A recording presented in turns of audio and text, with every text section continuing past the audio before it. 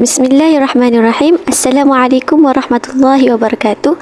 Nama saya Siti Fatimah binti Abdullah Tahir, dan pada hari ini saya ingin menunjukkan antara 3 video yang mana bertentangan dengan akidah Ahli Sunnah wal Jamaah.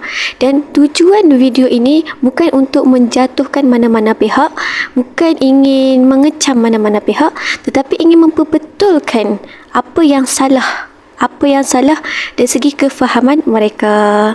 Jadi jom kita tengok. Kalau di bab makrifat, solat itu bermakna mengingat Allah. Sembahyang itulah mengingat, bukan buat sembahyang, bukan berdiri sembahyang. Sudah tengokkan video itu? Dalam video itu, beliau mengatakan solat itu bermaksud mengingat Allah. Sembahyang itu mengingat Allah. Bukan kita pergi buat sembahyang macam rokok, takbir, semua itu. Inilah yang akan terjadi apabila seseorang itu hanya sekadar mengikut Al-Quran. Yes, memang Al-Quran tidak menjelaskan bagaimana cara untuk kita solat, macam mana kita nak menyembah Allah. Tetapi datangnya hadis untuk menerangkan macam mana kita nak mendirikan solat. Jadi inilah bahaya apabila seseorang itu hanya mengikuti Al-Quran tetapi menolak hadis. Apabila seseorang itu menolak hadis ataupun antara dua itu, maka mereka akan menafsirkan ikut kepala otak mereka. Kita tengok video seterusnya. Di sofa ini mandi pada hari Rabu bulan Safar. Bulan Safar ini setengah ulama menyatakan hari bala sepanjang tahun. Bala dikumpulkan pada hari Rabu yang terakhir pada bulan Safar, maka hari Rabu pada bulan Safar susah sikit hari dia.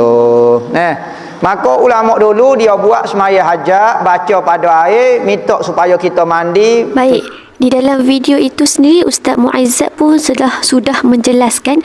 Jadi saya tidak mahu menaikkan isu ini tentang mandi safar, cuma saya nak memperbetulkan sikit-sikit saja. Tidak ada nas pun yang mengatakan ada hari buruk, ada hari balak.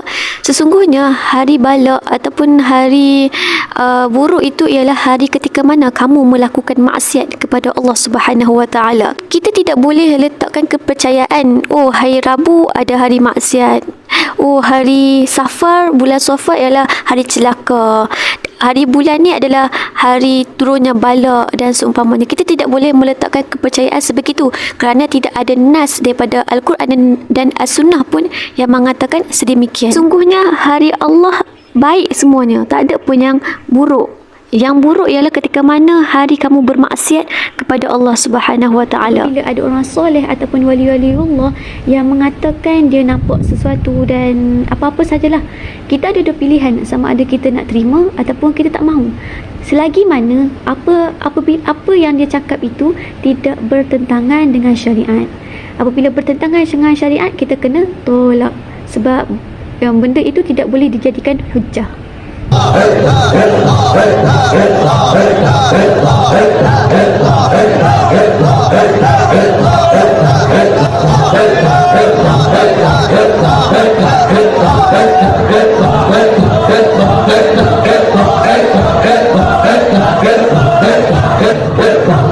Baik, mengenai tentang zikir tadi, subhanallah, kalau kita tengok tadi memang nampak macam orang tengah keserupan, ya.